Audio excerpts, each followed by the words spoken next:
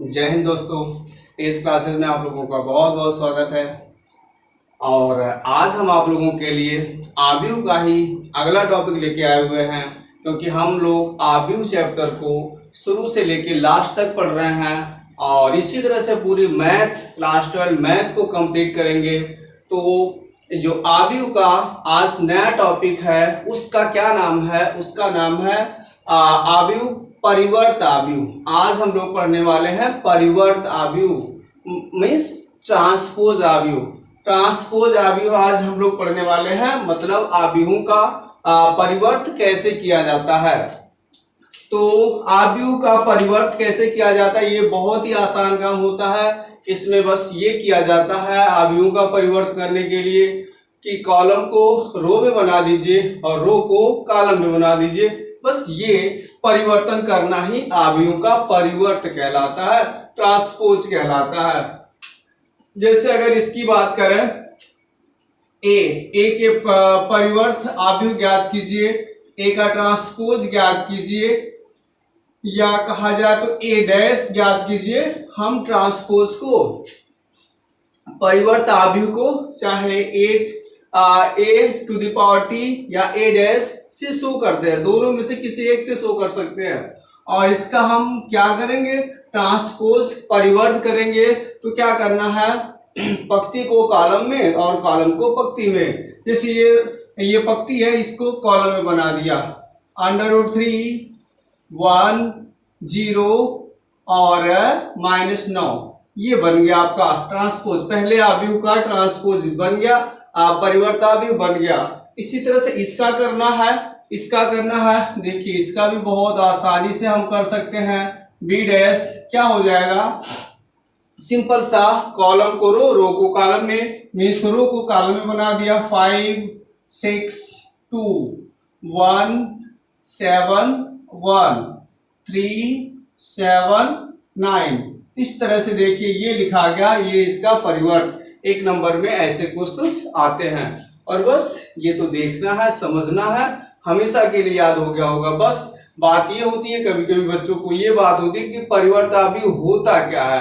अब आज अगर ये जान लिए कि क्या होता है, होता यही है कि पंक्ति को रो में और रो को पंक्ति में बदला जाता है। तो बस इसके बाद से कभी भूलेगा ही नहीं। अगला क्वेश्चन क्या कह रहा, ए बराबर इतना बता रहा, बी बराबर इतना बता रहा है। तो कह रहा कि दिखाइए कि A B dash equal to B dash into A dash, ऐसा कह रहा।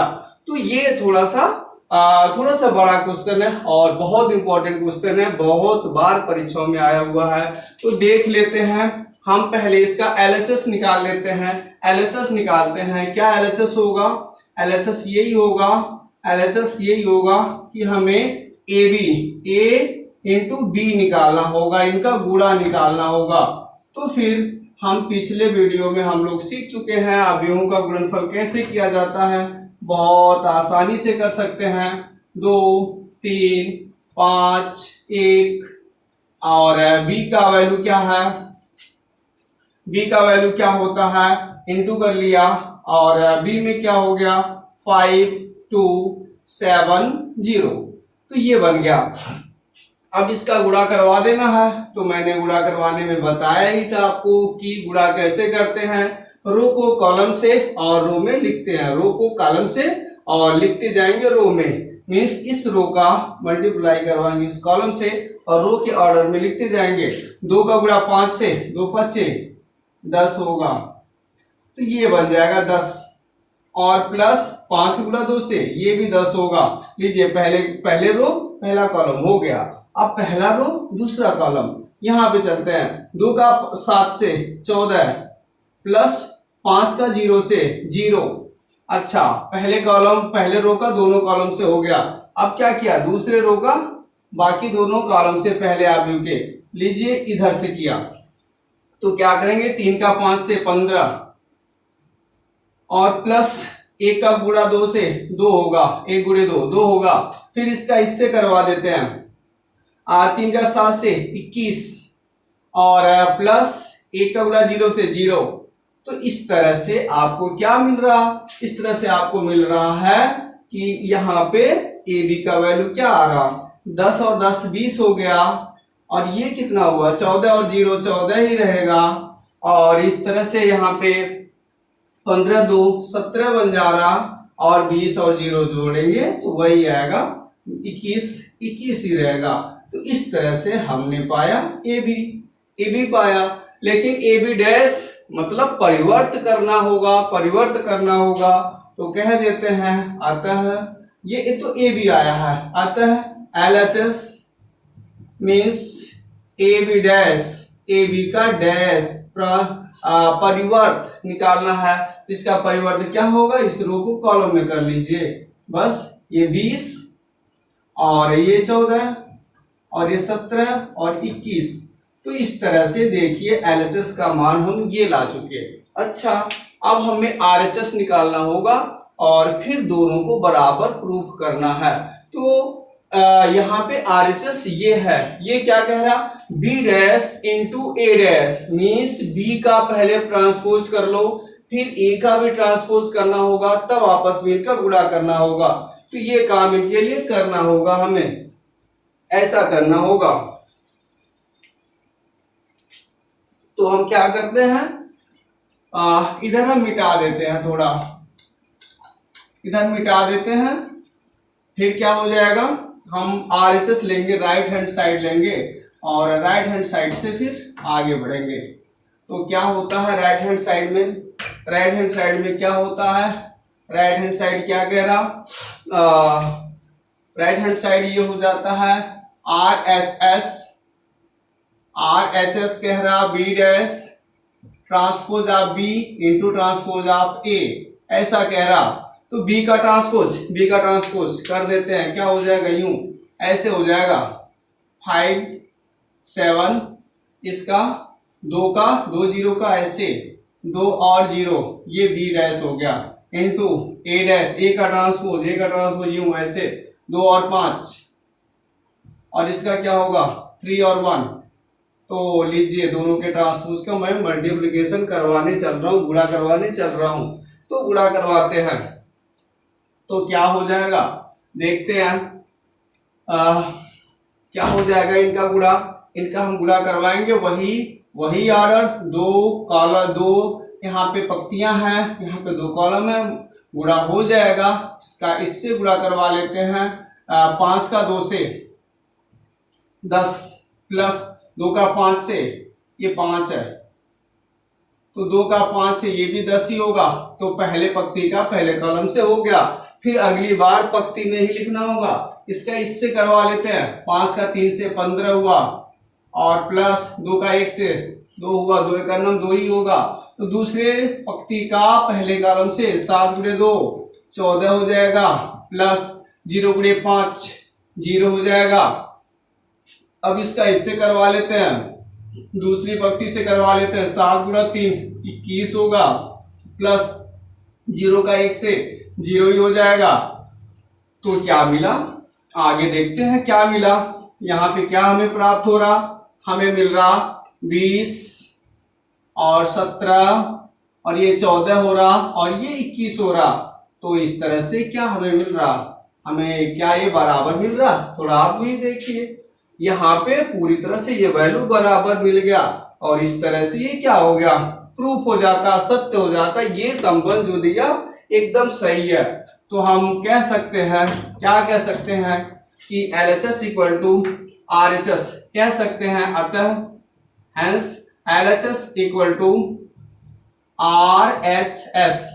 तो इस तरह से ये क्वेश्चन आपका हो गया। तो ये आसान ही रहा और ऐसा ही ये क्वेश्चन भी है, इस क्वेश्चन को भी देख लिया जाए, जिससे इस तरह के छोटे छोटे क्वेश्चंस आपका क्लियर हो जाए और बस बाकी प्रैक्टिस थोड़ी बची रहे और बाकी नियमों से आप पूरी तरह से वाकिफ रहो, चीजें आपको अच्छी तरह से आ जाए। तो देखते हैं अगले क्वेश्चन की तरफ चलते हैं। अगला क्वेश्चन क्या कह रहा, अगला क्वेश्चन ए का वैल्यू बता रहा, ये ए का वैल्यू, यहाँ पर भी वही काम करना है, LHS ले लेते हैं, यहाँ पर भी LHS लिया, ए भी निकाल लेते हैं, पहले ए भी निकाल के फिर ए भी डैश करेंगे, ए भी कर लेते हैं पहले।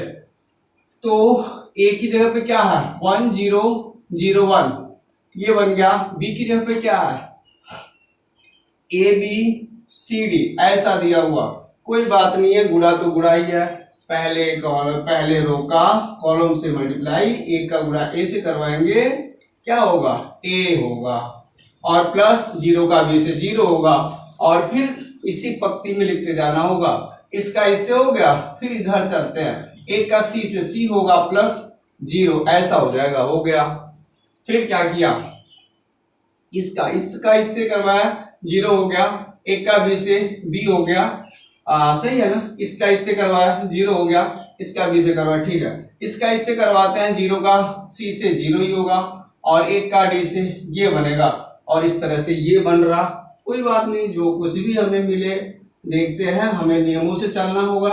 ए में 0 जोड़ना होगा, ए ही होगा। सी में 0 जोड़ना होगा तो केवल सी आएगा, और 0 और बी जोड़ेंगे केवल बी होगा, और 0 डी जोड़ने से केवल डी हो रहा। इस तरह से ये आ गया। तो देखिए यहां तक हम लोग पहुंच गए, और इसका हमें एलएचएस के लिए ए बी का ट्रांसपोज करना है। ए बी का क्या करना होगा, ट्रांसपोज करना होगा। तो यहीं पे हम ट्रांसपोज कर लेते हैं। अब की बार हम ट्रांसपोज कर दे रहे हैं, तो ऐसे ऐसे ये इसको ऐसे कर लेना, इसको ऐसे कर लेना होगा। मीन्स ये ए जो रो है इसको कॉलम बनाइए, और ये वाला बी और डी। तो इस तरह से ये बन गया, एलएचएस का ये वैल्यू आया। हमें आरएचएस निकालने होंगे, आरएचएस करने होंगे, कोई बात नहीं है, ऐसे आरएचएस को भी देखते हैं। आरएचएस क्या कह रहा, आरएचएस को लिख लेते हैं। पहले आरएचएस को लिख लिया, क्या लिखेंगे आरएचएस, ये आरएचएस हो जाएगा B dash transpose of B into transpose of A, ऐसा बता रहा। तो बी का ट्रांसपोज हम डायरेक्ट लिखेंगे, बी का ट्रांसपोज डायरेक्ट लिखेंगे, क्या होगा बी का ट्रांसपोज कॉलम को रो में, रो को कॉलम में, ये ऐसे बन जाएगा। ए और सी सीधा बन जाएंगे, यहाँ पे बी और डी ऐसे बन जाएंगे। तो इस तरह से ये बी डैश बन गया, और ए डैश हमारा क्या है, इसका क्या हो जाएगा, ये ऐसे हो जाएगा, 1 और 0 होगा, और 0 और 1 हो जाएगा। इस तरह से देखिए ये बन गया। अब इसे गुणा करवाना है, इसका गुणा तो बहुत ही आसान होगा, बस देखते देखते ही इसका गुणा हो जाना है। इसका इससे गुणा किया जाएगा, फिर क्या बन जाएगा, ए का ए से ए होगा, और 0 का बी से 0 ही होगा, नथिंग छोड़ देंगे। इसका इससे करवा लेते हैं, ए का 0 से 0 ही होगा, बी का 1 से बी बन जाएगा, और इस तरह से पहले रो का पहले कॉलम बहुत दूर से हो जाता। इसका इससे करवा लेते हैं, सी का 1 से सी होगा, और इसका 0 ही होगा। इसका करवा लेंगे, सी 0 हो जाएगा, सी गुणे 0 और डी गुणे 1 डी बनेगा। तो इस तरह से ये देखिए क्या हमें प्राप्त हो रहा है, क्या आ रहा है आरएचएस के बराबर की नहीं। तो ये ए हो जा रहा, जे जोड़ने पे ए ही आएगा, ये सी आएगा, और ये बी आएगा, और ये डी आएगा। तो क्या ये बराबर आ रहा है, हाँ एकदम एग्जैक्ट बराबर आ गया। तो इस तरह से ये बराबर हो गया, हमें बराबर मिला। अतः हम कह सकते हैं LHS इक्वल टू RHS। तो आज का सवाल बस इतना ही रहा, और ये आपको बहुत अच्छे से समझ में आया होगा। तो अगर चैनल को आगे आप सब्सक्राइब कर लेंगे तो आगे के वीडियोस ऐसे ही पहुंचते रहेंगे, और बस देखते देखते में ही आपके बड़े बड़े से और कठिन से नियम्स आपको ऐसे ही समझ में आते रहेंगे। और वीडियोस को लाइक भी करें और कमेंट भी करें। और आज के लिए बस इतना ही, थैंक यू।